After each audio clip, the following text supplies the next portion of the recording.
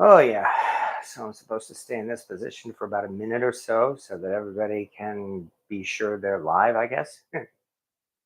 Hi there. Welcome, everybody, to Cast Iron Wednesday. This is, of course, a long running tradition that a number of YouTube channels have been doing for the past several years or so, and that does include mine, yes. Basically, the smaller YouTube channels, which also includes mine, have been doing just that, a cast iron video every Wednesday. And we do this, well, first of all, because it's fun. It's a nice tradition to follow, it gives us something to look forward to be able to, well, of course, play with our cast iron in one way or another. Whether you collect cast iron or you just simply cook in cast iron, if you have maybe two cast iron pans in your kitchen or even one, or if you have a collection of 100 pieces or 500 pieces or 5,000 pieces, and yes, I've met people who have that many. Regardless, I mean, the whole point of this really, whether is to indeed to have fun, and that's really why I've been doing this here for the past few years or so. This is a lot of fun, and I'm very glad to be able to show up here again. Likewise, I'm also glad to see all the other people here who have been kind enough to show up here on a regular basis. So thank you to everybody who has been kind enough to see that to be here each week. Like hello to Pat Z, for instance, yum fresh asparagus. When I was growing up, my mom would only serve canned asparagus. And Val's Black Cats rule. Aldi has been having sales on asparagus. And for Jim 44 and Cynthia Wesley, Walk and Roll. And Corey Clark and Rich Qualls. And hello, Mercy B. And hello, Jim F. I hope everyone is safe and doing well. Yeah, there were some tornadoes over the past week or so. So I do hope everybody has been, keeping safe. So yeah, even though we're getting into my favorite time of year for weather, there are still risks involved. But then what else is new? And hello, Mark Collins. Good evening. I hope you're all well. I just picked up my Lodge cast iron wok. Oh, nice. And oh, it sounds like you got it sounds like you got a really good deal on it too. Well, congratulations too, because I have been using my cast iron wok, and I think that might be an excuse there to actually start looking at the star of the show that we're going to be seeing here tonight, and that, of course, is in fact the Lodge cast iron wok. And this has well, while it hasn't permanently sat on my stovetop, I can definitely say I've been using this on a regular basis since I first acquired this in January of 2011. Definitely one of the most used and most prized cast iron pans in my kitchen. This particular wok here, again from Lodge Cast Iron, is 14 inches across, which I find to be an excellent size for this. I've used a 12-inch wok, and I found that little difference actually made a big difference. So to the point where, given a choice, I would definitely prefer this 14-inch wok. This particular one also comes from Lodge's now discontinued Pro Logic series. That was for, maybe a decade or two. They were producing these fancy design cast iron pans that had all rounded edges and were meant to be give a futuristic and sleek look so that there were no sharp corners anywhere, and that included the handles. But that series has been discontinued in favor, well, just of the modern look that Lodge has given all of their pans. Now, you can still buy this Lodge wok because it is still enormously popular. The handles, though, are a little bit different. The handles now are the exact same helper handles you see on Lodge cast iron skillets and their Sportsman grill. And just about everything Lodge has been putting on handles on. They've been using a standard handle really for like the last decade or two. So, and in addition, this wok has seen so much use that I'm actually proud that if you look carefully in the center, you could see that in fact the Star of Chaos has appeared here in the bottom of this wok, and that certainly is something that makes it special for me. It's not the reason why I call my channel Cast Iron Chaos, but it's actually related to it, so I'm happy about that. And let's get back down to the latest comments here. Can't wait to break it in. And yeah, you'll definitely have a lot of fun with that.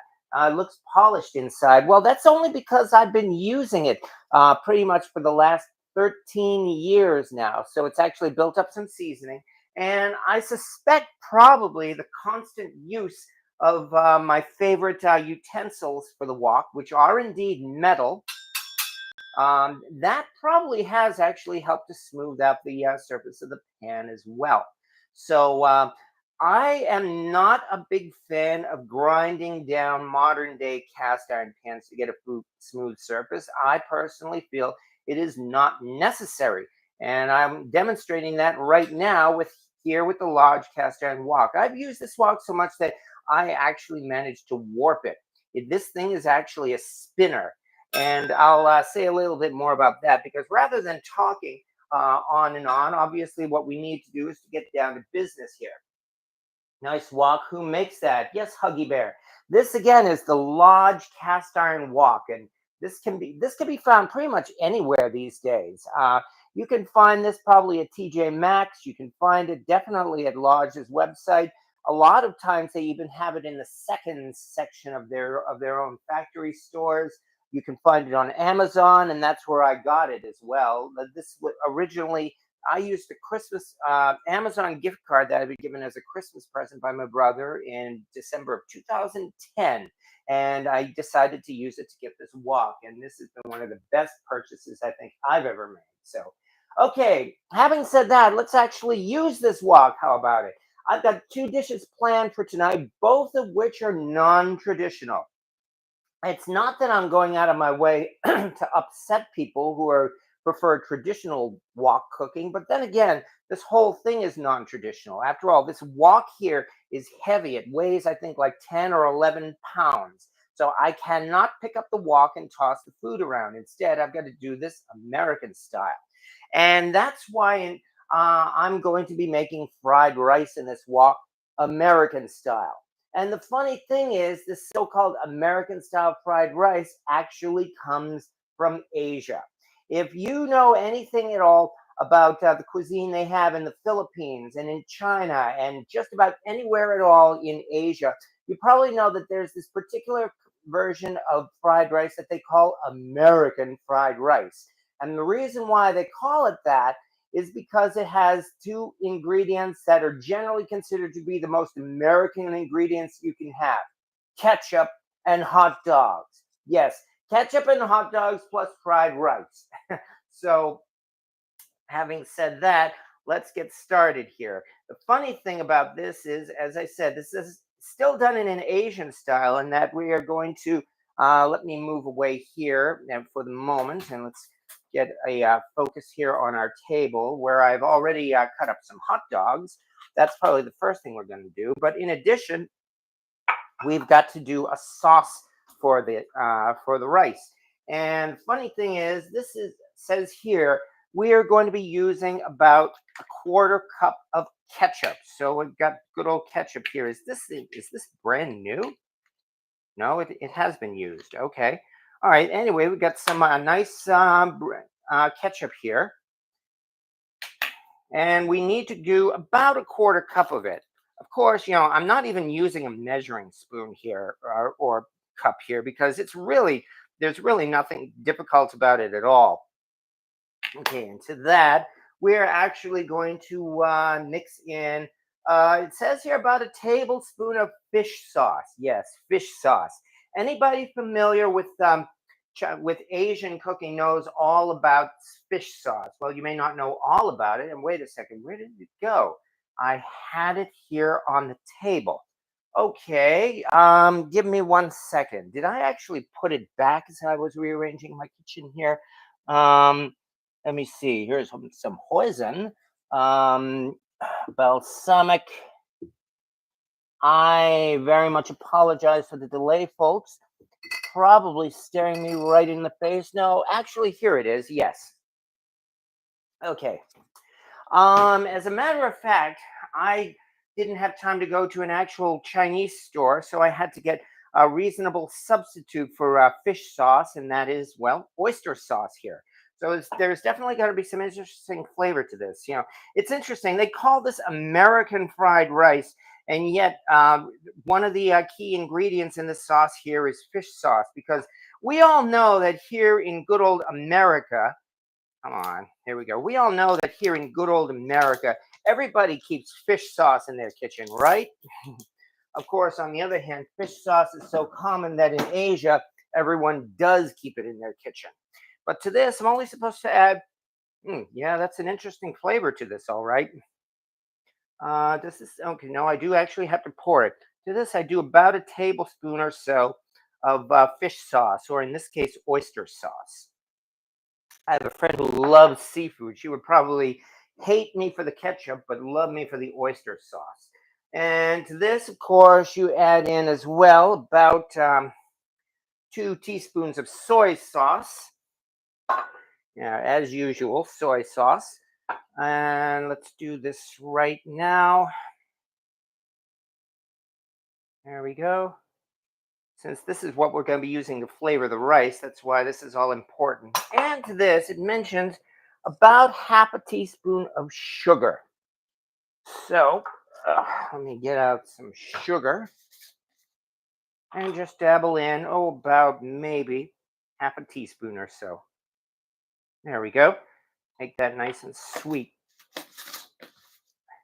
And the most difficult part of preparing this recipe, like with any stir fry, was chopping up some vegetables here. So, but otherwise, that's another thing about stir fries. Other than all of that chopping, most of the preparations are pretty easy, but there are a lot of them. And stir fries are supposed to be fast, which means you want to do as much prep work as possible in advance. Anyway, so here is our sauce. On the camera, this sauce looks black practically. Even though, as I said, this is probably about 2/3 or more ketchup. All right, and there we go. Now that we've done that, we can get started with some frying. So that means we get back to our wok. As Cynthia Wesley says, walk and roll. All right, let me check here. Okay, good. Uncle Roger gonna get you. Oh yeah, everything about this is going to tick off Uncle Roger. I can bet. In fact, I would love it if Uncle Roger did a video telling me everything I'm doing wrong here. First of all, it would get me some attention, and I'm very happy with that. Dean Reedy, I have fish sauce good in kimchi and quick kimchi cucumbers taste nasty on its own. Yes, it does. Fish sauce is infamous because it has this smell like it's been rotting for 2 years, and you only need to use a little bit of it in your in your cooking anyway. All right, but the first thing we have to do, is brown up the meat. And another reason why this dish is so easy, and actually, I better get some rice out of the fridge, in fact, because that is, of course, the key ingredient here, namely rice, pre-cooked rice. In fact, everything in this dish here is pre-cooked. The only thing that we're going to be adding raw are some onions. Everything else has already been cooked. So this again is another sign of a modern dish, and maybe that's another reason why they call it American fried rice, because we're doing very little cooking here. What we are doing is heating everything up until they're good and hot. All right, there we go. And yeah, some people really hate the scraping of this metal. Whoops, just got a little oil out there. Gotta be careful. Some people really hate the scraping of this metal wok spatula on this metal wok. Well, fortunately, I'm the only one here in my kitchen. However, they do sell wooden wok spatulas too for people who really can't stand that. Nonetheless, we have 4 beef hot dogs here, and that I've just cut up into large slices. And away we go.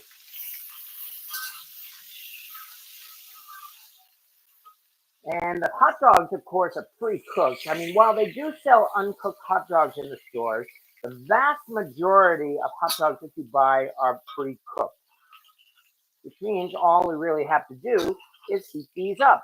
And that's really what we're going to be doing with just about every ingredient here, including the raisins. Yes, you heard me right. Part of this ingredient is, in fact, raisins. Go figure, because everybody knows how much we in America here love our fried rice with ketchup and raisins, right? Or for that matter, our French fries with ketchup and raisins. Shit. Oh yeah, this wok is good and hot too. You can see it's really heating up these hot dogs nicely here. So this is not going to take long at all. These are pre-cooked hot dogs anyways, and they're beef. So I could really pretty much heat these as little or as much as I want. But this already just about takes care of the first part. Hot dog stir fry. Yes, you're exactly right, Huggy Bear. How big is that number 12? Oh, Huey. Oh, you're somebody's talking about number 12. Nice. Oh, the Stargazer 12-inch. Yeah, I believe that Stargazer number 12 is in fact about 12 inches. If I remember right, Stargazer does not use the old vintage size numbers for its cast iron pans, so that you can get a Stargazer 10-inch skillet or 12-inch skillet. Whereas on the other hand, Field is still using the size numbers, and you can get a number 8 Field and a number 10 Field, which is odd. I wonder how many people actually use field skillets on wood burning stoves. I'm sure some people are in this group probably do, but yeah, this is not taking long at all. I mean, look at this. So, gotta have a metal bowl here for this hot meat.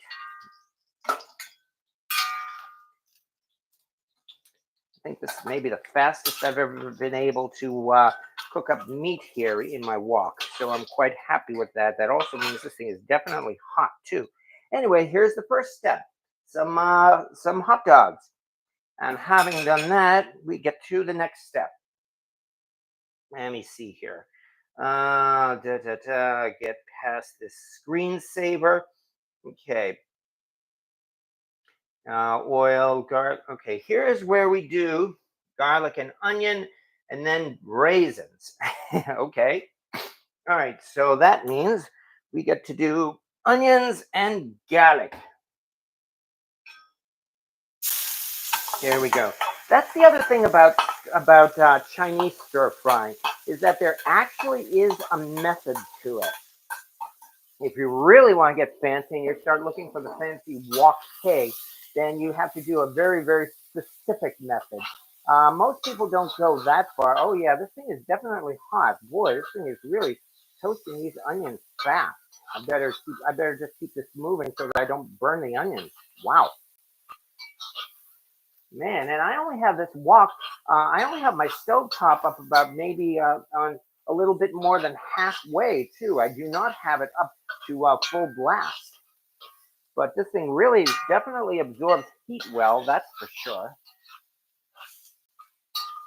So anyway, what was I saying? Oh yes, that's right. There is actually a method for doing Chinese style stir fries, and I found that method actually really helps get the food cooked even better. You know, it's stir fry is so easy because you can pretty much throw everything together into your cast iron skillet or Dutch oven or wok if you have one, and then just stir it around until it's done. But if you do this in steps, each particular ingredient is cooked and cooked well, and it keeps its own flavor, and then finally you mix them all together. So I started off by searing the meat and then taking it out, and now we're getting down to adding the aromatics, and that of course would be onions.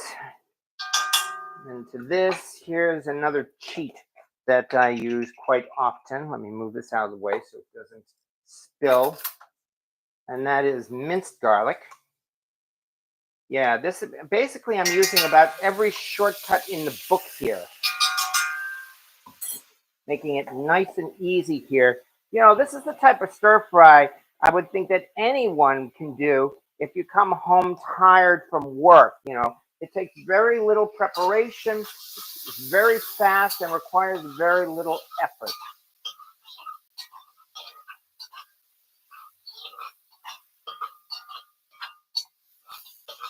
And finally, to this, the last thing, naturally,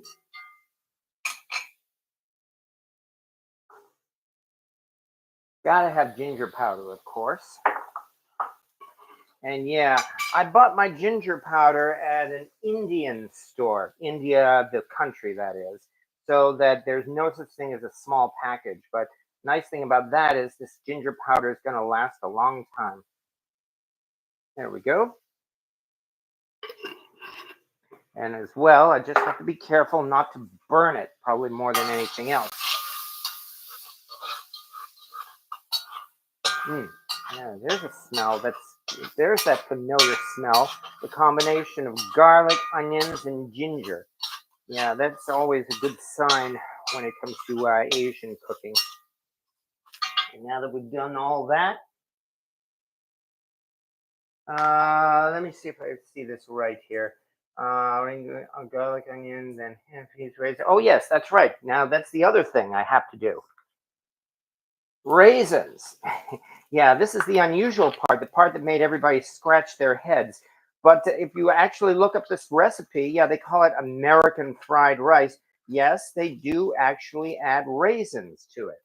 And because again, the raisins are also pre-cooked. All I really have to do is heat these things up.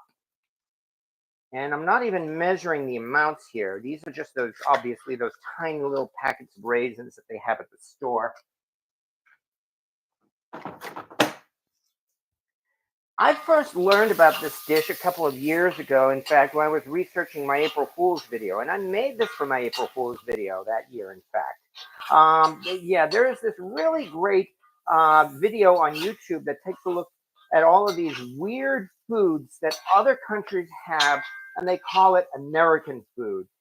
You look on YouTube for Faux, F-A-U-X, American food, and you'll find it easily enough, in which the guy talks about basically how it seems like, as far as they're concerned, in other countries, hot dogs are probably the all-time American food, because most of their so-called American dishes, they just take a classic dish and throw hot dogs into it.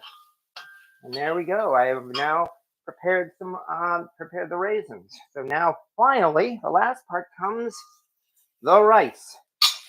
And yeah, especially because this is going so fast, this is why I said I'm going to be doing 2 stir fries tonight. This is not taking long at all, is it? Ooh, hot, hot, hot. Gotta be careful. Don't want to touch this hot wok.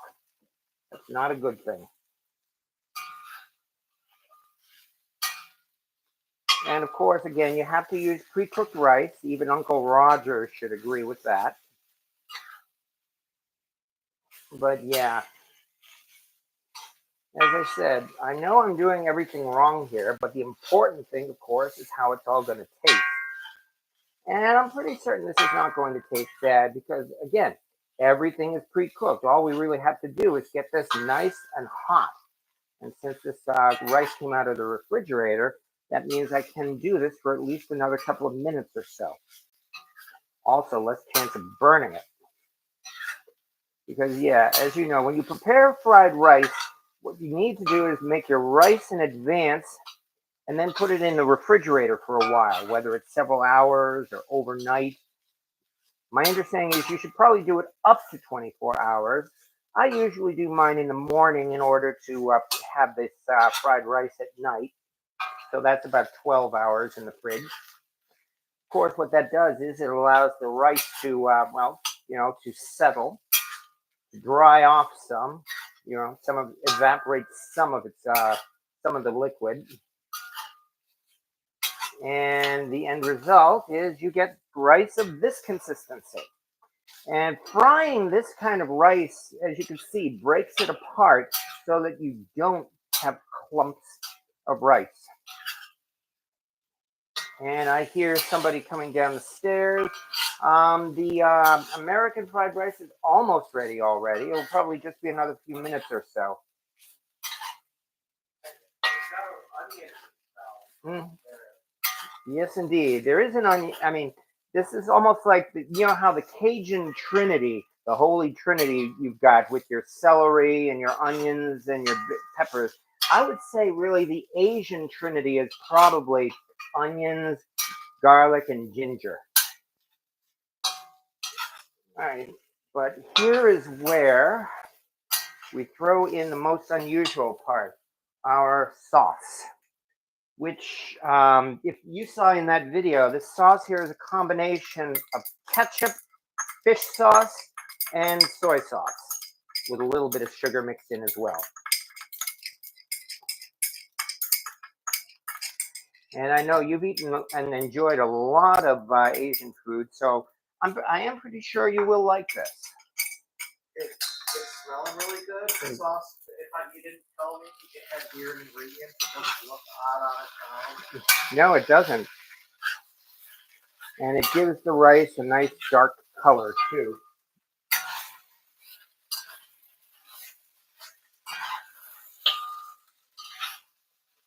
Yeah, the strangest ingredient in it would probably be the raisins. But anyway, from here, all we really have to do is heat it up. Of course, if you wanted to, you could add a lot of other ingredients to it. You know, all of your traditional stir fry or fried rice ingredients. Peas, carrots, onion, well, we have onions, mushrooms, all of the usual things. But this is a nice, basic fried rice recipe here. And as I said, all we really need to do now is just get it good and hot. And that'll be it. Actually, in fact, if you want, I could even add a little bit more sauce to darken it up a little bit more. Yeah, well, yeah, actually, you should probably try a spoonful or so. See, yeah, well, of the rice. Okay. Here to see what it's like. The camera is entirely focused on this dish, so if you want to just just use a spoon or something like that. Bell's Black Cats rules. Western New York has the best dogs, nothing better. Okay. And if you feel that there's not enough flavor to it, we'll add more flavor. Oh, that's delicious. Yeah. I can taste the ketchup as an aftertaste, but as the initial taste, it's got a kind of almost sweet and sour sauce. Yeah, it's an interesting combination, isn't it? Apparently kids especially love this stuff. So it's pretty popular in just about any place in Asia that that serves your usual food, street food. I think it's very sweet, but in the way that it brings out the onion. Not like, oh my goodness, I'm like right. Sugar. There is a dash of sugar in there, but it's not much. Oh, well, I wouldn't have known. I would have assumed ketchup. Yeah. That's probably where most of the sweetness comes from, the ketchup, because I like that flavor. I'm a big raisin. Oh yeah, raisins of course do have their own sweetness, but I would think it's the ketchup, especially since we're using good old American ketchup. Louis J, are you using high heat for the stir fry? No, I am not. I only am using it as this is a very poor angle. Let's try it this way, excuse me. Sorry about this. Anyway, as you can see, I am only a little bit more than halfway for the heat. Yay for this gas stove, I guess. So, I mean, I did actually heat this for a fairly long time before frying, before cooking with it. I would say probably about 20 minutes or so. You know, I started heating up the wok with 20 minutes of 8. All right. So in this case, it's probably hot enough. In which case, oh, I always forget something like a serving bowl. And then from there, I have one more thing I need to do, and that's fry up a couple of eggs, one to top each bowl.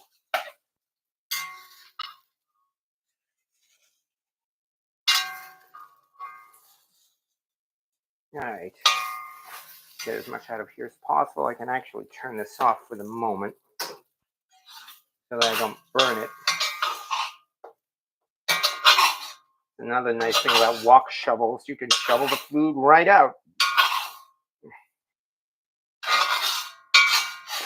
Okay, so far so good. So anyway, we're almost done. We're practically done. Actually, you could just eat this as is. Here is our not American, fried rice. And as I said, it's sweet enough that kids would probably like it. So if you want to give it a try for that reason, then certainly you can do so. Now from here, actually, let me turn this back on because we've got the next step. Is a little bit more oil. And then we are going to do fried eggs, Asian or Chinese style. Yes, thank you. Okay, and that means I'm going to have to clean up this spoon. Actually, I'd better yet, I should get a different kind of spoon. This tablespoon would probably be the best thing. Folks probably are familiar with the method of actually taking your egg and you baste it with the hot oil as it cooks. And that's exactly what we're going to be doing here. Yeah, it looks great. No sticking. Well, I would hope not. I've been using this wok for 13 years now. This should only be another couple of minutes or so. Okay. I have yet to use the wok ring adapter and wok on my stove, but I'm excited to give it a go. Oh, you've got a traditional wok, Louis J. That'll be interesting to see. Looking forward to seeing it. I like to see vegetables. Well, we are going to have more vegetables on the next one. Mercy B, I can promise you that. William, bottle of wine, fruit of the wine. Who you gonna let me get sober? Okay, I do believe this thing is probably hot enough at this point. So here comes egg number. Oh, actually, need a plate for this egg. Here comes egg number one. Hope I can do this right. Perfect, more or less. Want to try to leave the yolk whole. Actually, I might have overdone it a little bit because it looks like I'm not even going to need to baste this. Oh well, that makes it all the easier. And this sure isn't taking. Whoa, gotta be careful though. The important part is doing inside as well as the outside. Boy, look at the way this thing is really fluffing up too. I'm actually liking this. I'd say at this point we're probably done already. Let me see. Oh, don't want to ruin it. I think I better leave it on a little bit more, at least to get a crust. Boy, this thing is actually completely covering the egg, the yolk. That is. I didn't expect it to bubble quite this much. All right. I'm going to use my Scotch bowl as a wok, but I do have a Wagner fryer that's trying really hard to be a wok. Oh, sounds good. There's one. And this will deflate for a moment as well. Now we can get on to number two. Fried that egg in what, 60 seconds? I'm quite happy with that too. Come on, there we go. Get it.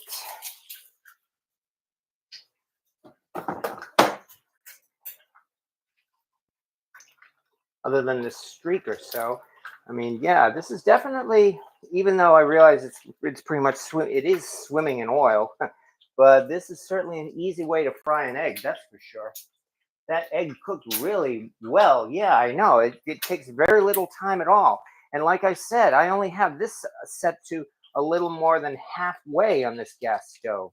Even when I was cooking on an electric stove, I learned the hard way. It took a couple of years to realize this. You rarely, if ever, have to go much more than that, even on an electric stove when cooking in cast iron. What you want to do is just take your time and let the pan absorb the heat. Don't blast it and try to get it hot really fast, because when you do that, you end up with one small hot spot and the whole rest of the pan is a lot cooler. And that is how you can warp a cast iron pan. Oh dear, I said the magic word, warp a cast iron pan. Seems like, especially these days, whenever you talk about things like that, the comments start coming. You don't know what you're talking about. I've been using my cast iron for my entire grandparents' lives, and they're still as good as the day they were made, and all the rest of that. I'm sure you've heard all of that before. I can only speak from experience. As I said, I actually warped. Whoops, careful. Whoa. I actually warped this wok, this Lodge cast iron wok. And anybody who knows the Lodge wok knows that at the very center of this, the iron is probably what, maybe a half an inch or more, maybe even an inch thick. And yet somehow I actually managed to warp it. Let me get just a couple more splashes of oil on the center. Whoa. Don't want to burn myself. That would not be good. There we go. This is more what I expected for that one. That last one bubbled up far more than I expected, but this one is definitely much more the fried egg that I was thinking of. There we go. There's number 2. And with that, now we can serve it. Which means I can move this out of the way. Yeah, hit the camera, why don't I? And as usual, I forgot something. Rice bowls, which are right here. Oh, yeah. Rice is so important and so traditional, they have their own bowls for them. Okay, sounds good to me. And with that, here's 1, 2. There's enough here that, yeah, as you can see, they'll, if you want seconds or if you want to save some for tomorrow, there'll be plenty.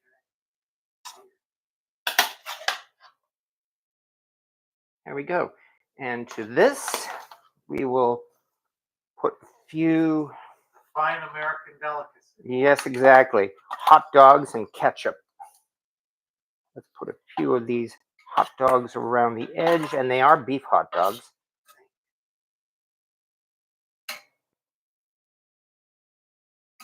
And with that, we top it once again with the fried egg, which has had time to settle now. Okay, there we go. Let me do one last thing. Let folks view it, and let me take just a picture or two with my phone because, you know, I'm obsessed with foodie pics. And then we'll be all ready.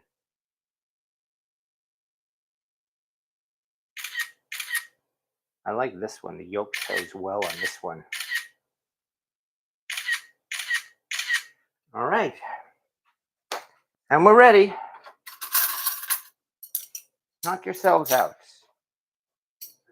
1, and here is 2. Thank you very much. And forks. And enjoy. There we go. Yay, I've just fed my roommates. All right. Thank you. Now let's take about a minute or so before we get into part 2, which is going to take a little bit longer, but should not take much longer. Hi, here we go. And yes, Dave Evely or Evely, do I have a Danish able skeever pan, and have I ever tried to make them? I'd have to be honest, no, I do not. I've never tried. I've never had the courage to try making able skyver or skeever. I'm sorry to say. I realize it's probably not that hard. I just haven't had a chance to do it yet.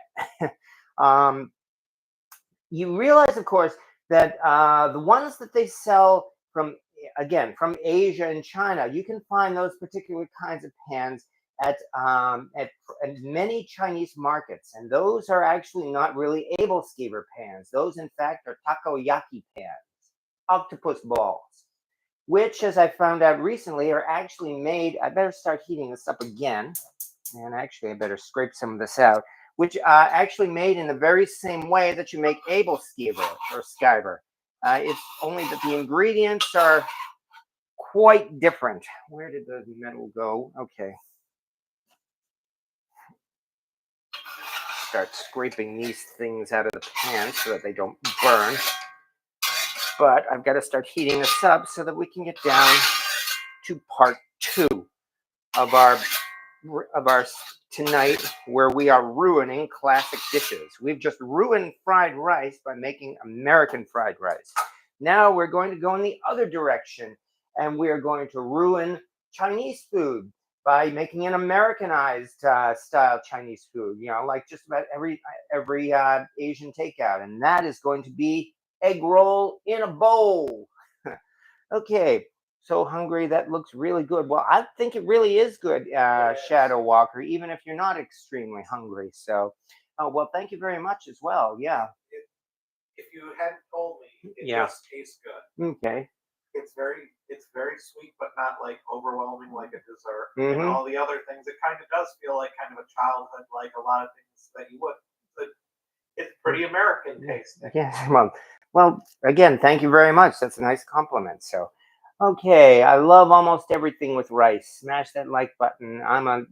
You're an undercover Southerner, Val. Yes, she's an undercover Southerner living up here in New York. Beef bacon is really horrible. Well, now, fortunately, I just made hot dogs. I did not make beef bacon. All right, let's see what else. I have a Joyce Chen Huggy Bear. I have a Joyce Chen carbon steel wok. It was cheap and woks great. Nice. If it works, then go ahead and use it. May I suggest a metal blaster instead of a spoon? Or do you mean baster, I think? And yeah, that's certainly possible too. I'm gonna use my Scotch bowl as a wok. Yeah, that's exactly what we see here. It's a spinning kitten. Hi, no apologies needed. Just sitting here working in a quiet mood. Okay. All right. Turn this up a little bit right now because I've got to get this pan good and hot again as we start preparing part 2. Okay. Anyway, I'll put this aside as well. If you'd like to put this over there, you can help yourself, and then afterwards we can always just put the rest of it in the fridge if any of it survives that long. All right. On to part 2. That means it's already ready. That's one nice thing about stir fries. Well, the simple ones anyway, they are very easy and fast to do. Now comes, skip over these stupid ads. I'm tired of these. What is it about food recipe sites these days? They seem to have more pop-up ads than just about anything else. All right. Anyway. Yeah, just about. Okay, now give me some beans and rice over a mess of greens and back it up with a hunk of cornbread. Okay, yeah, no cornbread tonight, although we can always make more cornbread in another week or so. I mean, granted, we made cornbread for like about 2 or 3 weeks in a row after the cornbread festival. And of that, the last one turned out to be the best. So, okay, now from here, I gotta puncture this. Because once this thing gets, there we go. Once this thing gets started, then again, we go down to, as I mentioned, a certain method there is of doing a stir fry, doing an Chinese style or Asian style stir fry. Yeah, this thing here is about 400, which is not bad right now. I could probably start, but I will wait until it rises at least a few more degrees. And the first thing we should do is to, first thing we should do actually is to cook the meat. Then after the meat, we can go on to the veggies. So, okay, I just watched a video of someone sliced pork tenderloin and braided the strips of bacon and cooked it. Oh man, that all sounds good. How do we send you something? Well, I am not asking for gifts, Corey Clark. I will say that much. Louis J has managed to do so after I made the mistake of giving him my mailing address, but no more, please. Nonetheless, nothing to worry about there. Okay, actually, I think I realized I may have goofed in that I put one onion in. I think I need to chop up another onion for this next recipe. As I mentioned, it's egg roll in a bowl. So I think I had better move back over this way and very quickly chop up an onion. So let's try to do this as fast as I can. I should have done 2 onions before the video, but I only did 1.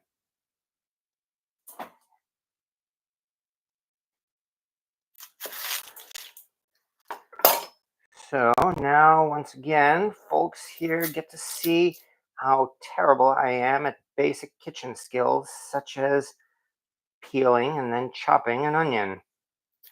So there we go. Of course, in the commercial kitchens, that's why they simply peel off the first entire layer of the onion, because it saves time. Yes, it does waste a little bit of the onion, but I think the time is more important because I can always get more onions. or any kitchen worth its salt would have to have an unlimited supply of onions. All right, there we go. Throw these away. And here it is.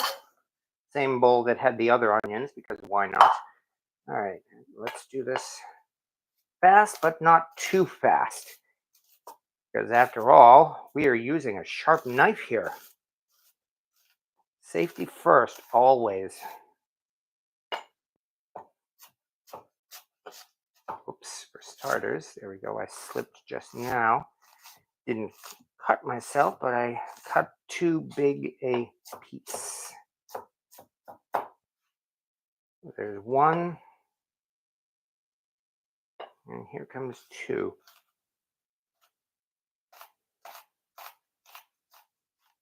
As you can see, I don't even follow the grain on the onion. I just simply do them in straight lines because it's fast. And in the end, they're all going the same place.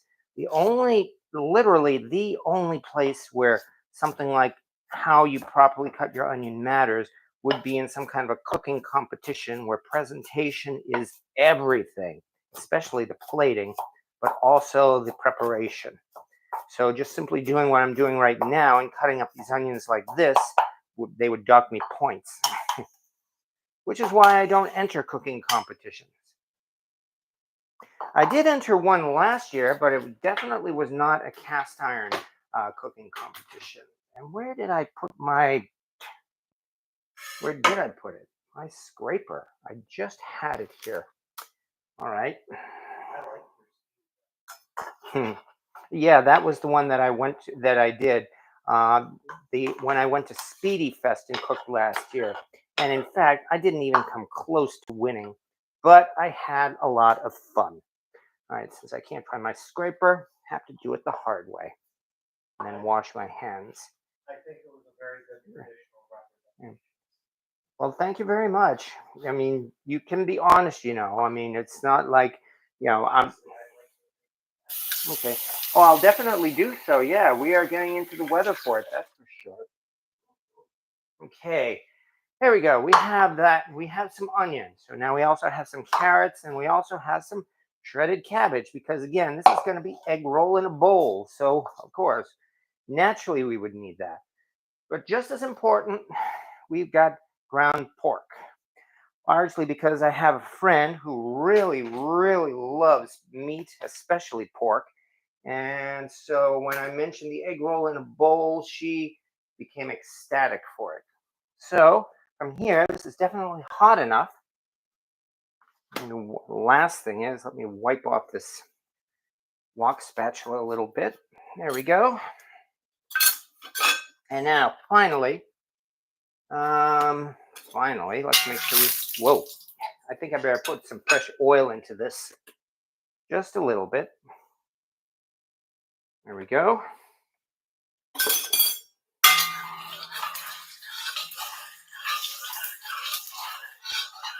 That's better. And with that, I notice as well, now this wok is good and smoking. So don't want to, this little plastic bit there. Bam. All right.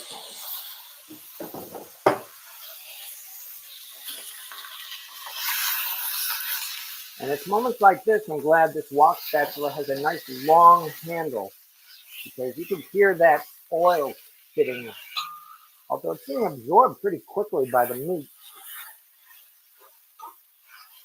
And of course, since this is pork, we are going to have to thoroughly cook it. I can't just brown it the way I would with ground beef. So that means it will take a little bit longer. This is definitely going to take longer than a restaurant-style stir fry. I commented once on restaurants, Chinese restaurants nowadays. Just about any Chinese restaurant worth its salt uses this rocket engine type of propane burner to heat up the wok, so that you get these blasting heat, the kind that cooks the food in like about 10 seconds or so. Somebody pointed out, what did they do for the 2,000 or 3,000 years they were doing stir fries when they didn't have those rocket burners? Well, obviously they had to use just good old fires for their stir fries, and yet they still managed to get them to work.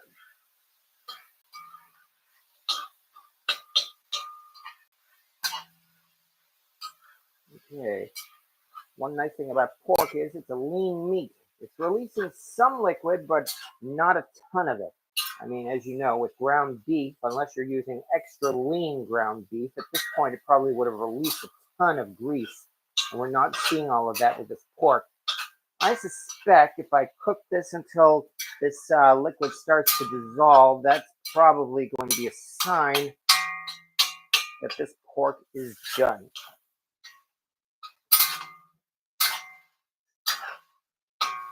Ah, yes. And incidentally, I am not a fan of intentionally uh, insulting any cultures. What I'm referring to, of course, are cultures that shun pork or people who shun pork. Um, yeah, if they don't, if they choose not to eat pork for whatever reason, that's their choice. I am not doing this to offend any persons.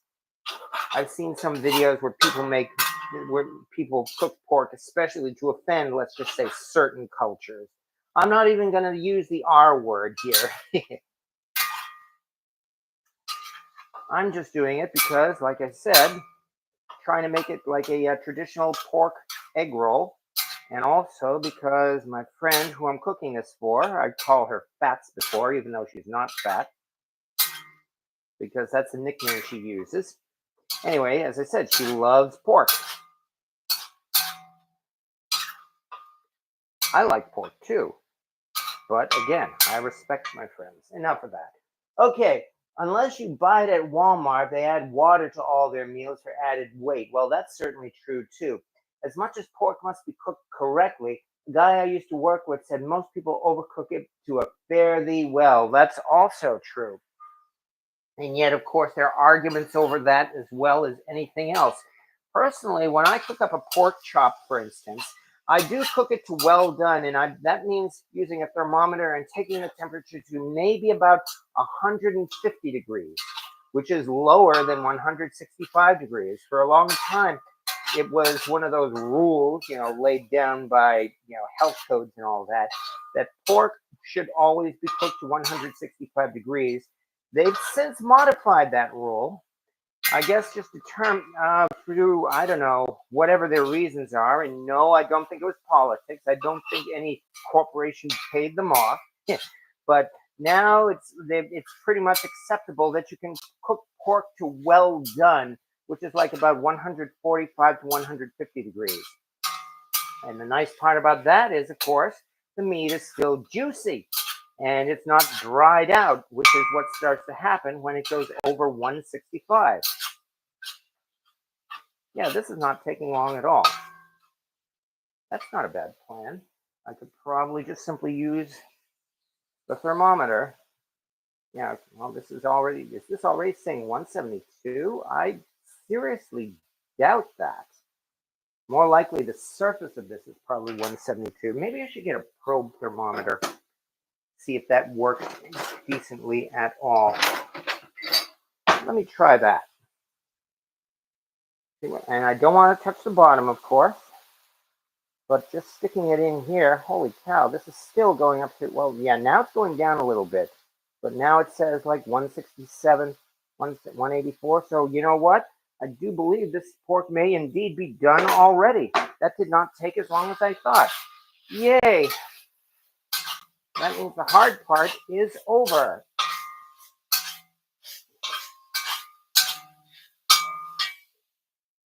Hi, with how clean most pork is today, you can cook pork to medium well and not have to worry about getting ill. Well, it is true that they have reduced the occurrences of most diseases that you find in domesticated um, poultry and cattle and pork and everything like that.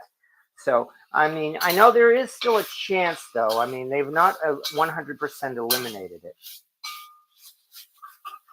Partly because of better living conditions, and also partly, and here comes more controversy, and I'm not going to argue over this, also because of vaccinations, and that they a lot of times they do vaccinate their well, just that, their cattle and pork and everything like that. And no vaccination does not mean you're injecting it with hormones. And that's all I'm going to say about that. I am not interested in that kind of an argument. However, I do need to get another metal bowl to get this meat out, and then we will do the veggies. Okay. I just realized I haven't even seasoned this, actually. Let me do one thing then. Pork tastes okay on its own, but I definitely should add some salt, pepper,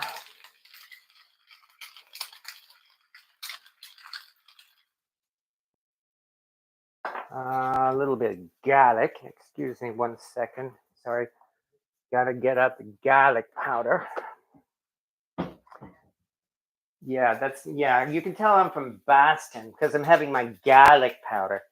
Okay, and yeah, boy, I've used a lot of this garlic powder. I'm definitely gonna have to replenish it. There we go. That should be enough. Salt, pepper, garlic, which I guess is my holy trinity.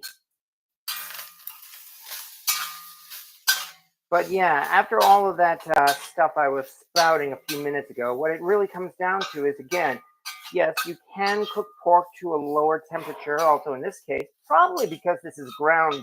Actually, that's why it cooks so fast. It's not solid pork. But there we go.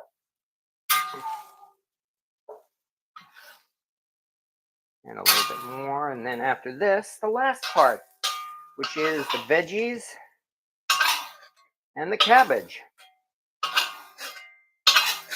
As I said, this once again is the type of stir fry you could make when you come home from work, because I've been at this for an hour. I've spent probably at least 10 to 15 minutes just talking. We're already finished with one stir fry, and we're already a nice ways into the second one, because cooking the meat is probably the part that takes the longest. So we will just heat this up once again.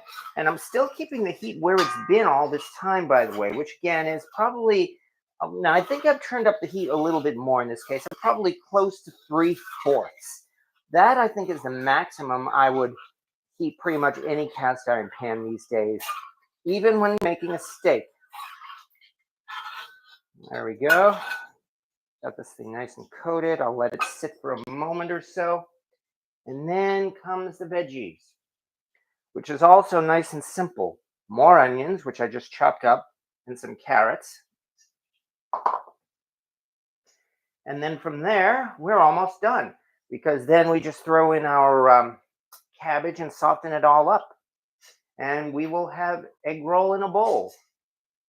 Waiting on fun Friday night movie with the girls this weekend. Oh, that sounds good, Cynthia. Fresh up your dry garlic with water, make it taste better. Yeah, that's not a bad plan either. Actually, instead of garlic powder, I just realized, yes, I do at least have minced garlic, so I don't have to throw more garlic powder in there. All right, I officially stopped going to their barbecues. Oh, I see someone eat raw hamburger meat. Oh, yeah. Yeah. Burgers. That is a subject for arguments, because I personally am in the camp when it comes to making burgers or really anything at all with ground beef. I am of the opinion that I do not want to see pink in my meat. Not with ground beef anyway. And the reasoning for that, of course, is because it's ground up, and so the whole thing inside and out is exposed to the air, and so you really have to be sure you thoroughly cook the inside as well as the outside. I love my medium rare steaks, for instance, but that, of course, is because that's one nice solid chunk of beef, which is why you can safely just cook the inside to medium rare. It's a tough one. I bought my wife, Mark Sieber, I bought my wife a Le Creuset pan so I could try it too, experimenting with cleaning those. Oh, that all sounds good. And in most instances, cleaning it is not that hard. The hard part, of course, is getting rid of the stains on the white inside. So, no mercy. I officially stopped. Okay. All right. I think we are good enough at this point. So let us throw in some carrots. Carrots are a hard veggie anyway, so they take probably the longest to soften and to fry up. But fortunately, in this hot oil, that's still not going to take long at all. As you can see, all I really need to do is just stir it around. Oh, I love the smell of cooking carrots. I love carrots in general. I mean, I could, and my friends have seen me chow down a whole bag of baby carrots, for instance. Love cooked carrots. Love glazed carrots. Pretty much, I just love carrots. Insert Bugs Bunny joke here. All right. May have overdone it with the oil a little bit. Well, fortunately, I've got a lot more ingredients going in there. Val's Black Cat's rule. Mom would get irritated grinding beef so she could have a nice burger. Oh, ground beef. Would get irradiated ground beef so she could have a nice burger without worrying about tainted beef. Well, she could certainly do that. That's her choice. All right, so far so good, especially since I cut these carrots into tiny pieces. That helps to soften them up. Next, we will once again throw in some onions. Very poor attempt at doing the Louisiana thing. Onions. And of course, in this hot oil, these onions will soften almost instantly. The hard part is really to keep them from burning. And yeah, this again is another reason why stir fries are so popular. These are so fast and easy and delicious. But yeah, I do like this thing, and I hope you folks do too, of having the last Wednesday of the month be Wok Wednesday. Because that means I can plan something for next month. And I should probably, especially since I've gone out of my way to be non-traditional, I should probably try a real traditional dish next month. I'll find something, which means it's not going to be the type of thing that you would have at a Chinese takeout. Because, yeah, as you know, Chinese takeout is almost all Americanized, much like what we're making tonight. And not that there's anything wrong with Americanized Chinese. It tastes good. That's the most important thing. So why not? But I will respect tradition, and next month I think I'll try doing something traditional. And so now to this. Yeah. You folks here know already, and I'm explaining as well to my roomies, that I talk and talk and talk all the time to keep dead air from coming in on this video. Anybody who has done entertainment, especially like TV and radio, dead air is your enemy. You don't want silence. So, because silence is boring. In TVs and radio, that is. I mean, I very much respect silence. You know, I love Stanley Kubrick's movies, for one. But in general, I'm hoping all of this talking, as well as moving around here, is what makes this video more interesting. Or at least that's my hope. So anyway, there we go. We've got carrots, onions, garlic. Let's throw in some more, a little bit more salt, not much. Pepper, because I'm a pepperholic.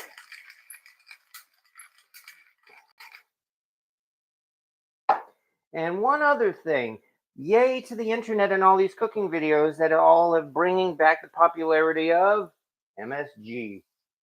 You only need a little bit of it, of course. You don't need to drown it in, but MSG is really more of a flavor enhancer. Even though it's got something of an almost salty flavor to it, that's not really what it's for. But there we go. So here is the base. Oh yes, one last thing. Once again, the ginger. Gotta have ginger. After all, you want this to taste like an egg roll.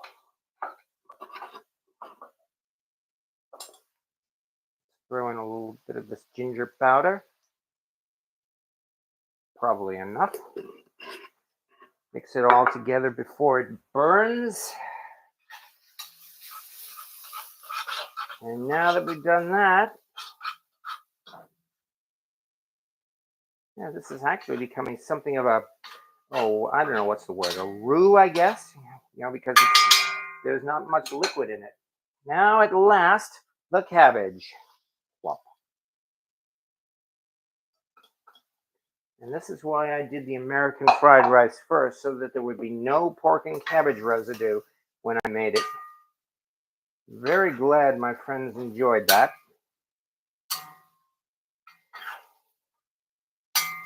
And now it's really just a matter of cooking it all until it becomes soft, which is not going to take long at all. I mean, it may not wilt the way spinach does, but it definitely softens. But nonetheless, there we go. At this point, you could just simply wrap it up into egg roll wraps, and you will have an egg roll. But if you avoid that, well, then this is what we have. Egg roll in a bowl. In this case, a big metal bowl. Let's see what we have here. Louis, they wouldn't like my steaks then. They'd be hot inside, not fridge cold. Well, yeah, you gotta have your steak hot. Fried rice or noodle. In this case, this is just cabbage because again, we are making essentially the ingredients of an egg roll. I mean, you could actually serve this on rice if you want, I suppose. But I'm going to just serve this as is so that it preserves its own taste. Because that American fried rice definitely does have its own flavor. And it could very well mix in with this if we were to mix the two of them together. Might not be a bad flavor, actually. Oh, there we go. I do believe this cabbage is already starting to soften because it looks like it's shrinking. So this is not taking long at all. Once again, all we really had to do is get everything good and hot here.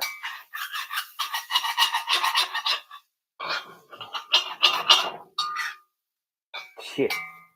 I'm reminded, as I mentioned, I've been using this wok since I first learned how to cook in cast iron. And really, the first things I made were veggie stir fries that I know I have been told by people who I asked them to be honest. I've been told in the early days, those veggie stir fries I made, they consider them to be bland and tasteless.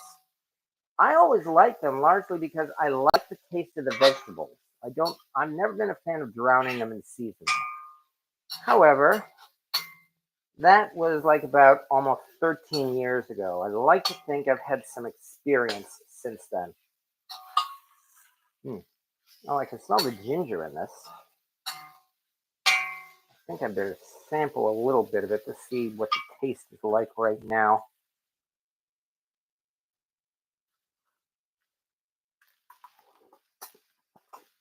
You can taste the ginger.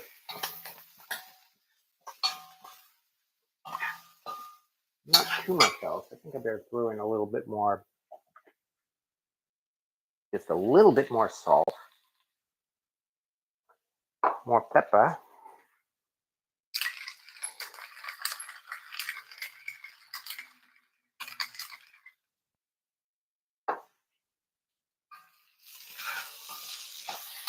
And now that we've done that, in goes the meat. And really, once everything is good and hot, we're done. I like this. I mean, I was able to do not one, but two different stir fries tonight. And we are getting on to about their usual time anyway. So yeah, it's just another example. As I said, if you come home late from work and you're tired and you really don't want to do a lot of cooking, well, one option these days, of course, would be to, I don't know, put in some Walmart microwave burritos, or of course, the good old cup of soup. But this did not take long at all. And this, I would think, would definitely be more filling, more satisfying, and certainly more delicious than a frozen Walmart burrito. Nonetheless, there we go. Egg roll in a bowl. Also, in fact, there's probably more meat here than you would find in your traditional egg roll. Oh, wait a second. Egg roll. You know what I haven't put in yet? How about an egg? So here we go. Here comes another egg.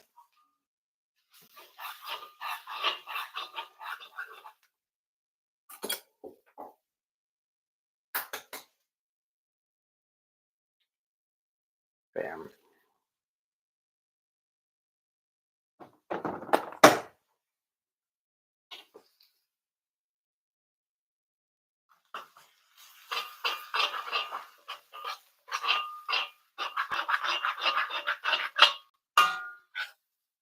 Mix it all around.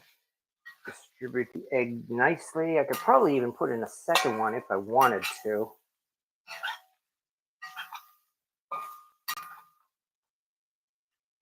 Now, once the egg is completely cooked, when you can actually see bits of cooked egg, then I do believe we are done. But there we go, folks. So as I mentioned, tonight, 2 non-traditional but popular and easy dishes. American fried rice, like they make in just about every country except America. But it tastes good, and they really should introduce this. This is the type of thing that they probably should have at a mall food court, but they don't. Do they still have mall food courts anymore? I don't even know. It's how long it's been since I've been to the mall. And the other, as I've said enough times already, is the other. Egg roll in a bowl. Both of these are the type of things you probably could serve to kids. Even though this thing has things like carrots and cabbage in it, just call it an egg roll in a bowl, and there's little doubt they will chow it down. With this, they'll probably drown it in soy sauce as well, but hey, that's their taste. I'm just trying to do it right now to taste like an egg roll. Nonetheless, ta-da! Here is stir fry number 2, egg roll in a bowl. Let me get a couple of photos, and then, well, I've got to catch up on your comments here.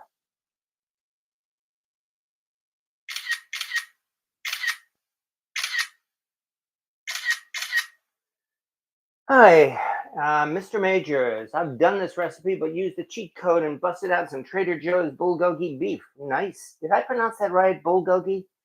Topped with, it looks like furikake and sesame seeds, little gochujang, and hoisin. Fresh green onion. Oh, you can add any spices you want to this, of course. This is quite frankly a very basic stir fry right now. And yeah, I mean, if I really wanted to flavor this up, I could throw in just about anything. Hoisin, soy sauce, sriracha, chili oil, all of which would probably improve the taste too. But I will leave that to my friend to season this any way she wants. She could throw in some packets of hot sauce if she wanted to, for instance. The hot sauce packets that you collect from the restaurants. But yes, I certainly agree. This is far from a completely finished stir fry, and you could probably throw in a whole bunch of other things. You could throw in just about anything: mushrooms, peppers, those tiny, tiny little baby corns that they have with this, water chestnuts. Not to mention, like you said already, sesame. Sesame. I should have added sesame. Actually, I even took out the sesame. And you are absolutely right. Actually, I completely forgot the sesame, and I apologize for that. So thank you for mentioning it. This is another reason why I appreciate honest criticism. It reminds me of these things. It tells me things that I'm missing. Right now, what I got to do is figure out how the heck I'm gonna open this thing. Sesame, got it. Sesame oil. Pure sesame oil. Don't need to use a lot, of course. Probably enough. Oh yeah, that's definitely giving it the scent, more of a scent that you might find in an egg roll. So yes, the sesame oil was essential, and I just plain forgot it. So thank you very much for the reminder. Now it's definitely smelling more like an egg roll. Hi, yeah, I forgot to toss in chili crisp too. Recover, yes, exactly. You'll have to use the Wayback Machine for now to retrieve the jambalaya recipe. Yes, I know. I am very, very slowly working on rebuilding my website. It's going to take a long time, unfortunately. Not just from the fact that there are about 200 recipes I need to put back up, but also because I am only just beginning to learn WordPress. So, yeah, it's definitely a learning curve. But I intend to get as much back as I can. And yes, you're right. I do have to get that jambalaya recipe on as soon as possible, especially since we are approaching the 4th of July. All right. That's the beauty of these recipes. Super versatile. You're exactly right, Mr. Major. Louis J. I've seen viral Big Mac tortilla burger. It does look good, but I have yet to try the recipe. And Mercy B TTYL, we are getting on to that time anyway. Where is our fortune cookie? Yeah, I probably should actually serve this with a fortune cookie. That wouldn't be a bad thing. But once again, I do believe we have it, folks. We've done 2 stir fries tonight, which, as I said, both of which are non traditional. The Americanized egg roll in a bowl and the Asianized or Chinaized American fried rice. So we can only hope you folks enjoy this, especially since this was done once again in the Lodge cast iron wok. Uh, Something that I highly, highly recommend. I've already promised my roommates as well, they're going to be moving into their own place probably within like the next month or so. Don't worry, that this is absolutely going to happen. They've been making a lot of preparations for it. This is not something like, oh yeah, we'll move out someday. Yeah, this is not a drill. No, my drill is upstairs. But I've already promised them that I will get them the Lodge cast iron wok as a housewarming present, or a yurt warming present. So, or a trailer warming present. So, but yeah, I mean, I did mention that, and yes. Besides, there's no denying that you'll get a lot of use out of this. From what I understand, you've kind of discovered this wok since you've been here. So I'm very glad to have enlightened you on that. Okay, I made ratatouille 2 weeks ago. Terry Sinchef and only put a few fresh herbs from the garden, not so much to overpower the space of the taste of the veggies. Well, that sounds great. And yeah, I love making ratatouille too. Enjoy the party and good night to William Hurt as well. My bowl is at the ready for some of that Val's Black Cats. Now you need some hot mustard for the egg roll. And here's where, yes, you can add your own optional seasonings. And did you see Sam the Cooking Guy's version of that Big Mac wrap? Looked pretty legit. Well, Sam the Cooking Guy does a lot of really great stuff. Yes. And I would rather trust Sam the Cooking Guy than I would trust those viral videos, most of which actually skip a lot of the steps. I made a viral video, one of those viral videos. I think it was even, what was it, the hamburger egg roll or something like that. Um, and the thing took pretty much all afternoon to do. So, and of course, they don't tell you that in those viral videos. Oh no, it wasn't that one. Of course, it was the damn it, the shepherd's pie. No, the other shepherd's pie, the one that's basically, yeah, the beef and Guinness pie. That's it. That was the one. That one took a full afternoon to make, but it was worth it.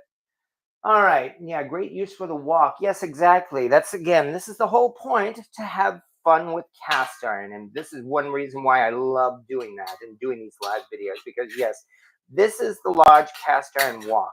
You can do this in your own cast iron skillet. You can do this in a Dutch oven, both of which will give you a great stir fry, whether you make this or something else.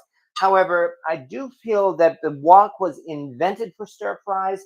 And if you are going to do a stir fry, there is absolutely nothing better. And as such, yeah, if that means I'm telling you to get yourself a wok, yes, I'm telling you to get yourself a wok. I do think a wok is one of those essential kitchen items. You've got to have a cast iron skillet, got to have a Dutch oven. You do have to have a wok and a stock pot too, whether it's aluminum or cast iron or steel or otherwise.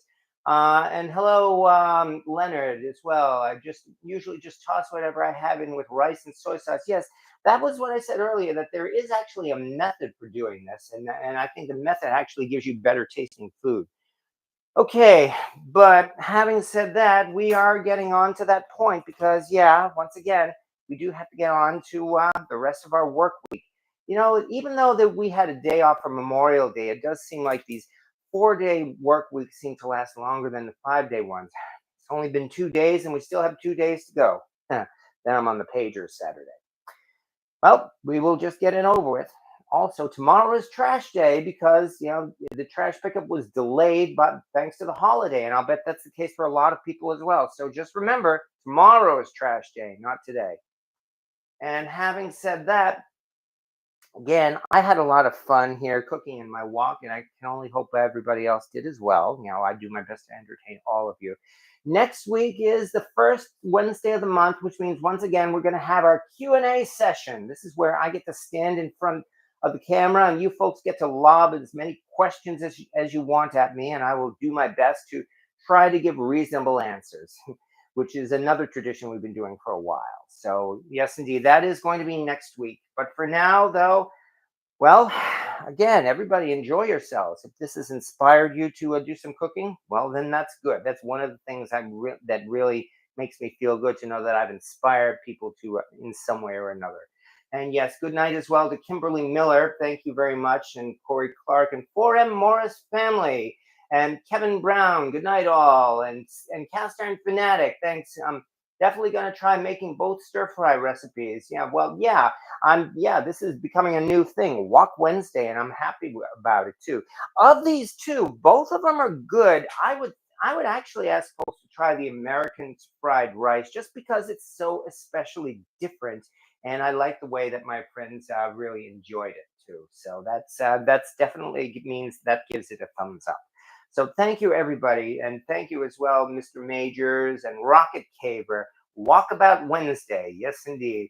As Fozzie Bear always says, waka waka waka waka. And thank you as well to Clico and to everybody else, the folks who at least watch these videos. You don't have to participate, but I think participating makes it even more fun. So thank you, especially since we'll get to do all this over again next week. And then tomorrow night, Louis J has his live video, unless he's busy, and that's perfectly fine because we all have our schedules. But thank you for showing up here. Thank you for enjoying yourselves. At least I hope you've enjoyed yourselves. And so I can only ask you, like they all say, subscribe and like and share. And most of all, we'll see you all next Wednesday.